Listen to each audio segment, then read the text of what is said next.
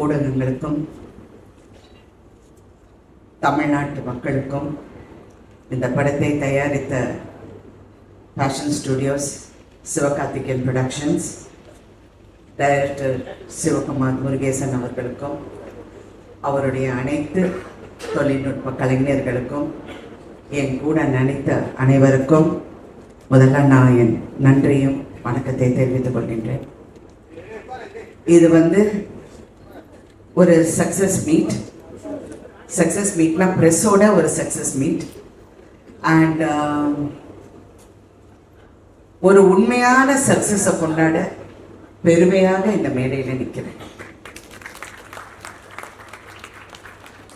Cinema ஒரு funny place. இப்படியும் இருக்கலாம், அப்படியும் இருக்கலாம், எப்படி வேணாலும் இருக்கலாம். ஆனால் அதோட வெற்றி தோல்வி, அதோட அந்த அந்த சின்ன சின்ன நெளிவு சுழிவுகள் இதெல்லாம் நான் ரொம்ப வருஷமாக நான் பார்த்து நிறைய கற்றுக்கிட்டேன். பட் ஒன்று நான் எப்பவுமே ஒரு விஷயம் மட்டும் நான் எனக்கு வச்சிருக்கிறது, I don't take anything seriously. எதுவுமே சீரியஸாக எடுத்துக்க மாட்டேன். அப்படியா? சந்தோஷம். நான் இந்த படம் நடிக்கிறப்போ ஆஃப்கோர்ஸ் நான் நிறைய பேசியிருக்கேன், அந்த படத்தை பற்றி சொல்லியிருக்கேன். அப்புறம் இசை வெளியீட்டு விழாவில் நிறையா இவர் பிரசன்னா பற்றி பேசியிருக்கேன், விவேக் பற்றி பேசியிருக்கேன். எல்லாம் நடித்தவங்க எல்லாரும். எனக்கு வருத்தம் என்னென்னா அந்த ஷூட்டிங்கில் ஒருத்தர்கிட்டையும் நான் ஜாஸ்தி பேசலை.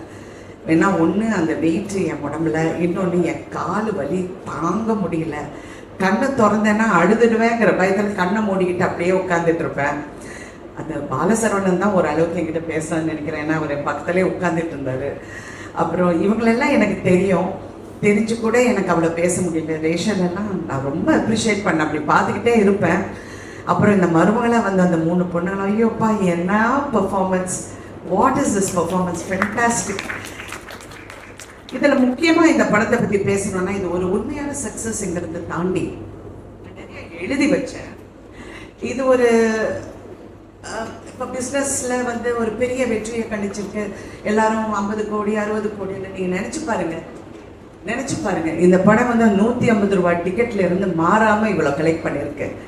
இப்போ சில பெரிய ஹீரோஸ் அந்த பெரிய படங்கள் வரும்போது 1500 200 2000 ரூபாய்க்கெல்லாம் டிக்கெட் விற்று அந்த கலெக்ஷன் அப்படி வந்திருக்குன்னா, if you look at it rightfully, we have done better than everybody else. Ticket ப்ரைஸை நியாயமாக வச்சு பெண்களுக்காக போய் இந்த படத்தை சேர வேண்டும், அவங்கள கஷ்டப்படுத்தக்கூடாதுன்னு அந்த டிக்கெட் ப்ரைஸ் அப்படியே வச்சு இன்ன வரைக்கும் உண்மையான சக்சஸ் அதுதான். ஏன்னா அந்த பிஸ்னஸ் அப்படின்னு பேசணும்னா இதை நான் சொல்லி தான் ஆகணும். இதில் டைரக்டரை பற்றி நான் பேசணும். அவர் அதிகமாக பேச மாட்டாருன்னா, இன்னைக்கு பரவாயில்ல, மேடையில் கொஞ்சம் நல்லாவே பேசினார். எல்லாருக்கும் நன்றி சொல்லி, உண்மையிலே நீங்கள் எல்லாருமே பிரமாதமாக வேலை பார்த்தீங்க. அண்ட் எஸ்பெஷலி ப்ரொடக்ஷன் சைடில் ஒரு கலையாக இருக்கட்டும், ராகுலாக இருக்கட்டும், கார்த்திகா இருக்கட்டும், யாராக இருக்கட்டும், they really work so well. ஆனால் முக்கியமாக இதில் சிவகார்த்திகேயன் நான் என்ன சொல்கிறேன்னா, என்ன கேட்டாலும் அவருக்கு தெரியும், அப்டேட்லேயே இருக்காரு. ப்ரொடியூசர்னால் இப்படி இருக்கணும். ஏன்னா நான் ஒரு ப்ரொடியூசர்னால I can understand and I appreciated that quality in it. He was updated about everything. என்கிட்ட சொல்றாரு, நீங்க அந்த சீன்ல நடந்து வரீங்க பாருங்க. எனக்கு என்னன்னா நடந்து வர பத்தியே பேசுறாரு, என்ன இது நடந்து வருதுன்னு நான் நினைச்சுக்கிட்டு இருந்தேன். படம் தியேட்டர்ல பார்க்கும்போது தான் எனக்கு தெரிஞ்சது. ஆனா இதுல ஒரு பெரிய உண்மை மதிப்புக்குரிய கமலஹாசன் அவர்கள் சொன்னாரு, ராதிகா இந்த படம் ஜெயிக்கணும். இது ஏன் ஜெயிக்கணும் அப்படிங்கிறதுக்கு அவர் ஒரு காரணம் சொன்னார். இந்த படம் இந்த படம் ஓடலைன்னா எல்லாரும் ராதிகாவை பற்றி பேசுவாங்க. நீ நல்லா நடிச்சிருக்க, பிரமாதமாக நடிச்சிருக்கேங்கிறது நான் படம் வரதுக்கு முன்னாடியே நானே சொல்லிட்டேன். ஆனால் இந்த படம் ஜெயிச்சா சிவகுமார் முருகேசன் ஜெயிக்கணும். அவர் கூட இருக்கிற அத்தனை பேரும் ஜெயிக்கணும். மியூசிக்ல இருந்து, கேமரால இருந்து, அதுவும் அதில் நடித்த ஒவ்வொரு கதாபாத்திரமும் ஜெயிக்கணும். அதுக்காக இந்த படம் ஓடணும்னு சொன்னார். சிவா உங்ககிட்டயும் அது சொன்னாரா? சொன்னார். I really thought it is true. ஏன்னா ஒரு காலகட்டத்திலையும் ஒரு டைரக்டர் சினிமாவை மாற்றுவாங்க. ஒரு மதிப்புக்குரிய ஸ்ரீதர் அவர்கள் வந்தார், பாலச்சந்தர் சார் அவர்கள் வந்தார். அப்புறம் பாரதிராஜ், என் குரு பாரதிராஜா அவர்கள் வந்தார். எல்லாரும் சொன்னார் பாரதி ராஜா போல அவர்னு. பாரதி ராஜா அவர்களுக்கு ஒரு தனி பாணி. ஆனால் Sivakumar is going to create அவருடைய தனி. அதிகம் பேச மாட்டேன். நான் நினைப்பேன் இந்த சின்ன பையனுக்கு எப்படி இவ்வளோ ஒரு தாட் ப்ராசஸ் இருக்கு அப்படின்னு நான் அடிக்கடி ஐ யூஷுவலி ஸ்டடி பண்ண ரொம்ப அது இன்ன வரைக்கும் எனக்கு அது ஒரு ஃபேசினேஷனாகவே இருக்கு. எப்படி ஏன்னா நான் ஒவ்வொரு முறை அந்த தியேட்டரில் நின்று படம் பார்க்கும்போது பெண்கள் ஐடென்டிஃபை பண்ணுறாங்க. ஒவ்வொரு பெண்ணை எவ்வளோ சந்தோஷமா இருக்கு தெரியுங்களா? தியேட்டருக்காரங்க எல்லாம் எவ்வளோ சந்தோஷப்படுறாங்க. மேடம் கூட்டம் வருது மேடம், தியேட்டருக்கு பாருங்க எப்படி கூட்டம் வருதுன்னு. எல்லா பெண்களும் அந்த ஒவ்வொரு வசனத்துக்கும், வெறும் பெண்கள் மட்டும் இல்லை, ஹஸ்பண்டும் கூட்டி வராங்க, எல்லாரையும் பிள்ளைகளை கூட்டிட்டு வராங்க, எல்லாரும் அதை ரசிக்கும் போது உண்மையிலே என்னுடைய இவ்வளோ நாள் கலை பயணத்துல இது நான் பார்க்க கிடைச்சது எனக்கு ஒரு பெரிய பாக்கியம்னு நான் நினைக்கிறேன். ஏன்னா நான் நிறைய பார்த்துட்டேன். நான் ரஜினி சார் கூட நடித்த 3 முகம் படம் 100 டேஸ்க்காக ஒவ்வொரு ஊருக்கு போகும்போது அது ஒரு ஃப்ரெண்ட்ஸி. ஆனால் அதில் சில்க் ஸ்மிதா இருந்தனால எல்லாரும் சில்க் ஸ்மிதாவை தான் பார்த்தாங்க. நான் சைடு பட் ஓகே, அதெல்லாம் சும்மா ஜோக். எது சொன்னாலும் ஜோக்கா கூட சொன்னாலும் யோசிக்க வேண்டியதாக இருக்கு. தெரியாம சிவகுமார் என் பின்னாடி சிரிச்சாரு. அது மாதிரி இப்போ இந்த படத்தை பார்க்கும்போது நான் சித்திக்கு அப்புறம் நிறைய பெண்களோட ஒரு ரிஃப்ளெக்ஷனை பார்க்குறேன் சொசைட்டியில். நான் சீரியல் எடுக்கும் போது நான் அப்படி தான் நினச்சேன். பட் இதில் டைரக்டர் கிட்ட எனக்கு பிடிச்சது கேரக்டர் பில்டிங். அந்த கேரக்டர்ஸை எப்படி பில்ட் பண்ணணும், அந்த கேரக்டரை எப்படி நம்ம கொண்டு போய் சேர்க்கணும், இங்கிருந்து அவ்வளோ ஒரு திறமை. அதாவது நீங்கள் பாரதி ராஜா ஒப்பிட்டு நிறைய பேர் சொன்னாங்க, அவர் தனி கேட்டகரி, அவர் சினிமாவை ஒரு புரட்சி பண்ணாரு. கண்டிப்பா சிவகுமார் நீங்க அந்த புரட்சியை நீங்க கடைபிடிச்சு கடைசி வரைக்கும் அந்த புரட்சியை நீங்க அதனாலதான் நான் உங்க செய்யோட பத்தி திருப்பி நான் பேசுறேன். சிவா கரெக்டா பண்ணுங்க. அதாவது சிவான்னு உங்களை அவரையும் சொல்றேன் சிவான்னு. பட் அவரை நான் இப்ப எஸ்கேன்னு கூப்பிடுறேன். SK1 SK2 இருக்காங்க என் லைஃப்ல. ஒன்னு என் ஹஸ்பண்ட் சரத்குமார், இன்னொன்று producer Sivakarthikeyan and actor. So 2 SKs who have changed my life also. ஏன்னா அவர் தான் என்னை வற்புறுத்தி இந்த படத்தை பண்ண சொன்னாங்க. பண்ணியே ஆகணும்னு. நான் முடியவே முடியாதுன்னு. இப்போ உங்களுக்கு தெரியுதா, நேற்றே நான் 6 கதை கேட்டேன். எல்லாமே கிழவி கேரக்டர் சொன்னாங்க. நான் அப்படியே பார்க்குறேன். அப்புறம் வேற அப்படின்னு முன்னையாவது மதர் கேரக்டர் சொன்னாங்க. இப்போ கிழவி வரைக்கும் போயிட்டாங்க. யோ ஸ்டாப் அப்படின்னு சொல்லி. அதனால உங்களுக்கு அந்த தெலுங்கு பேசுறேன், தெலுங்குல ஹைதராபாத்ல ஷூட்டிங் நல்லா அவார்ட் பண்ணி, அதனால உங்களுக்கு அந்த ஒரு ரெஸ்பான்சிபிலிட்டி இருக்கு. அடுத்த படத்துல நம்ம ஈக்குவலா செய்யறோம். Okay, thank you. எனிவே ஸோ உங்களை பத்தி நான் நிறைய சொல்லிட்டேன். ஆனா இன்னைக்கு இந்த படத்தை நான் தியேட்டர்ஸ்ல பார்க்கும்போது ஹீரோயினா நான் பயணிச்சேன். இந்த 48 வருஷத்துல நான் கத்துக்கிட்டது எல்லா பெண்களையும் நான் பார்ப்பேன். எல்லா ஹீரோயின்ஸ் கூடயும் நான் நெருக்கமா பழகுவேன்.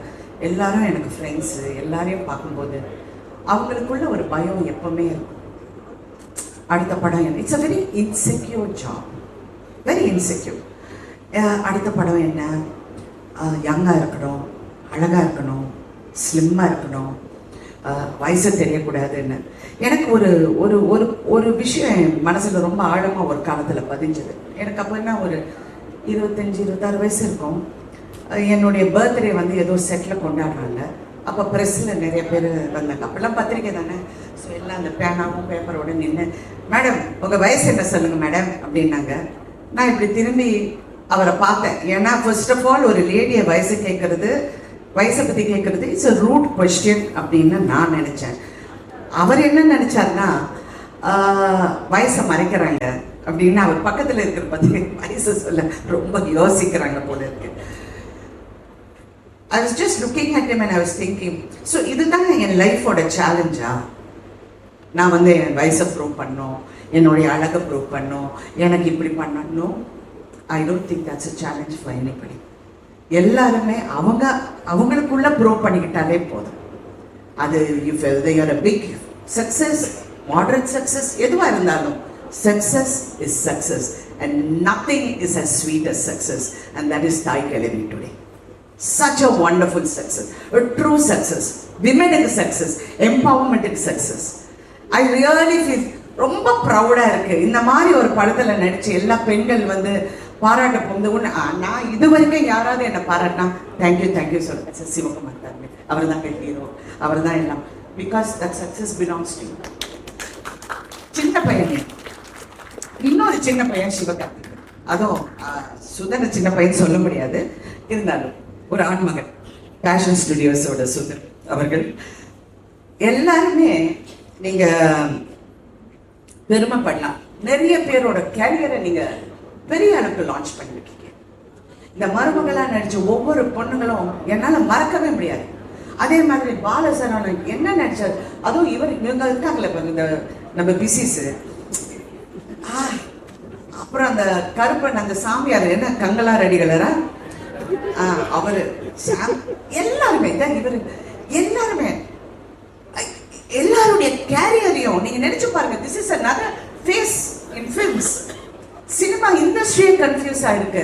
என்னடா இந்த படம் ஓடுது, எல்லா ப்ரொடியூசர்ஸும் தியேட்டருக்கு ஃபோன் பண்ணி கலெக்ஷன் என்னங்க, என்ன நிஜமாவே இந்த அமௌண்டா, நிஜமாவே இப்படி நடக்குதா, ஏங்க அவங்க பறக்கலைங்க.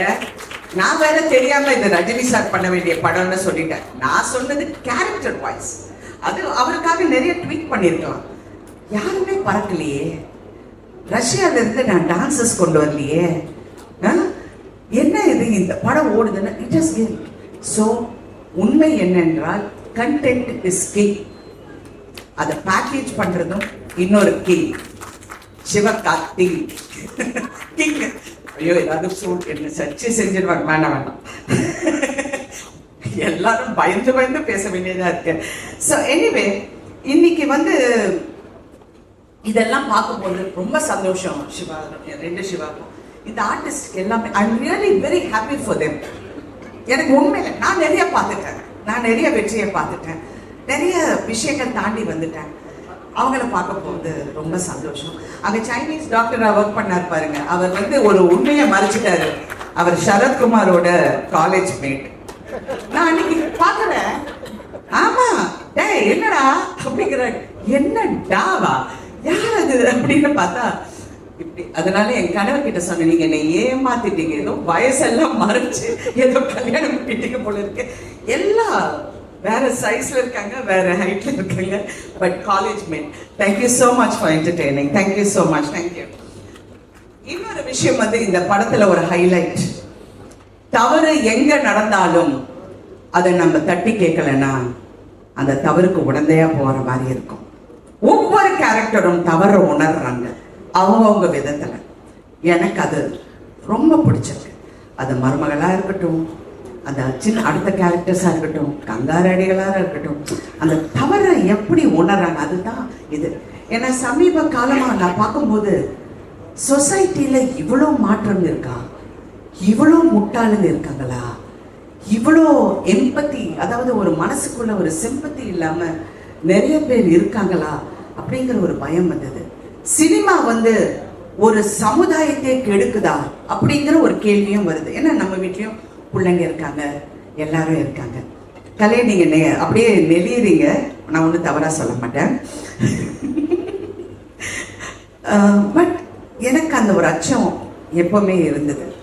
ஆனா இந்த படத்தை பார்க்க போகும்போது பெண்களின் குரலை கேட்கும் ஆண்கள், அந்த குரலை நல்ல உறக்க சொல்ற இளம் ஆண்கள் இருக்கும் போது இந்த சமுதாயம் என்னைக்குமே கெடாது.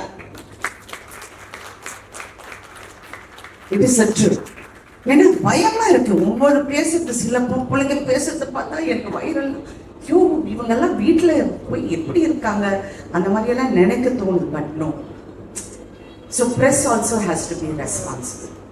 இந்த மாதிரி நல்ல விஷயங்கள் இன்னும் எடுத்து காட்டினா ரியலி இது நாளைக்கு உங்க பிள்ளைங்களுக்கு, நாளைக்கு வர சமுதாயத்துக்கு இது ஒரு பெரிய ஒரு ஒரு எடுத்துக்காட்டா இருக்கும். இன்னொரு விஷயம் வந்து இந்த படத்துல வந்து நிறைய எம்பவர்மெண்ட் பத்தி பேசியிருக்கோம். ஆனா உண்மையான எம்பவர்மெண்ட் தயவு செஞ்சு எல்லா பெண்களும் அதை நம்புறாங்க, நம்பி ஆகணும். சினிமாவில் நிறைய பெண்கள் வந்து போராடுறாங்க, ஜெயிச்சாகணும். ஆனால் நான் இந்த வகையில் நான் எங்கே எம்பவர் ஆனேன்னா, இந்த படம் ஒத்துக்கு போகும்போது சுதன் என்கிட்ட பேசிகிட்டு இருந்தாரு. நான் சொன்னேன், எல்லா ஹீரோஸுக்கும் நீங்கள் சம்பளம் கொடுக்குறீங்க, சரியா? ஏன் ஹீரோயின்ஸுக்கு சம்பளம் கொடுக்க மாட்டேன்றீங்க அப்படின்னு வந்தது. சுதன் சிரிக்கிறாரு. சிவகார்த்திகேயன் அப்படியே நல்ல பையன் மாதிரி உட்கார்ந்துட்டு இருக்காரு. ஆனால் இது கேட்ட உடனே I have to thank both of you. First time Tamil இண்டஸ்ட்ரியில் ஒரு ஹீரோயினுக்கு ஷேரில் உங்கள் சம்பளம் வந்து இருக்கு அப்படின்னு சொல்லி ஒப்பிட்ட முதல் தயாரிப்பாளர்களின் பெருமை உங்களுக்கு தான். இது வரைக்கும் I don't think any heroine has got done it. அதில் நான் அந்த பெருமை எனக்கு வந்து அதை சார்ந்தது. And not only that, it is a good example for the industry. It is a good encouragement for women. ஏன்னா எம்பவர்மெண்ட் வெறும் நீங்கள் வந்து பேசி பிரயோஜனம் இல்லை, அது செயல்பாட்டிலையும் காமிச்ச இந்த தயாரிப்பாளர்களுக்கு நான் பெண்களின் சார்பாக நன்றி, அதுவும் நடிகைகளின் சார்பாக நான் நன்றி சொல்ல கடமைப்பட்டிருக்கேன். ஸோ தே செட் எஸ், ஷேரில் வர உங்களுக்கு ஒரு பர்சன்டேஜ் இஸ் யஸ். அதாவது மினிமம் எனக்கு பே பண்ணியாச்சு, எல்லாம் கிளியராக பண்ணிட்டாங்க. இருந்தாலும் ஷேரில் சொன்னோன்னே ஐ எம் வெரி ஹாப்பி. ஏன்னா படம் ஓட ஓட இன்னும் happy. It's not for the money, it's really not for the money. It is for that feeling of being, yes, we can do it. Believe in yourself. I love that. I want that for everyone to go for it. You know, to feel that, yes, நம்ம கஷ்டப்பட்டு உழைச்சா அந்த உழைப்புக்கு கண்டிப்பாக வெற்றி இருக்கும். அதுவும் இந்த படம் வெற்றி வந்து இன்னும் அதை ஊக்கப்படுத்துங்கிற இதில் அந்த நம்பிக்கையில் நம்ம எல்லாரும் இருக்கோம். இன்னொன்று, நான் ரொம்ப நேரம் பேசுவேன், பட் இருந்தாக்குள்ள வேண்டாம், கொஞ்சம் கரெக்டாக பண்ணிடுறேன். Thank you so much once again to each and every one. இந்த படத்தில் கான்ட்ரிபியூட் பண்ண எல்லாருக்கும் நான் நன்றி சொல்ல கடமைப்பட்டிருக்கேன். And also I wanted especially to Vivek, I want to tell him, thank you so much Vivek. I know how hard நீங்கள் work பண்ணீங்க, நீங்கள் எல்லாரும் ஒர்க் பண்ணீங்க, அவருடைய அசிஸ்டன்ஸ் எல்லாருக்கும். அப்புறம் இந்த படத்தில் நடித்த எல்லா பெண்களும் இங்கே வாங்க மருமகள் எல்லாரும் வாங்க. ஏன்னா this is about women empowerment. I want them to come. வாமா, நீயும் வாமா, நீங்க 2 பேரும் வாங்க எல்லாரும் ஸ்டேஜ் வாங்க ப்ளீஸ். நாள் எல்லாம் வந்தாங்க, வாங்க உட்கார், வாங்க. இவங்க எல்லாருக்கும் விமென் எம்பவர்மெண்ட் என்னங்கிறது காட்டி கொடுத்தவங்க அனைவருக்கும் ஒரு பெரிய கைத்தட்டல் கொடுத்துடலாம். நீங்க சொன்னீங்க 2 குழந்தைங்க வச்சுக்கிட்டு என் பொண்டாட்டி வந்து எவ்வளோ கஷ்டப்பட்டாங்கன்னு.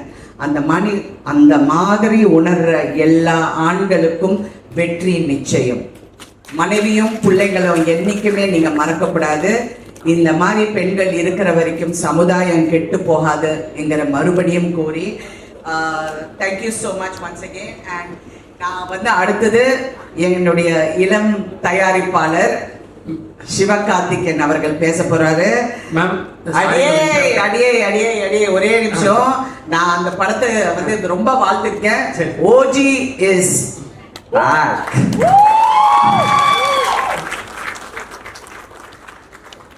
மேம், இப்போ அண்ணன் மேடைக்கு வந்துட்டாரு.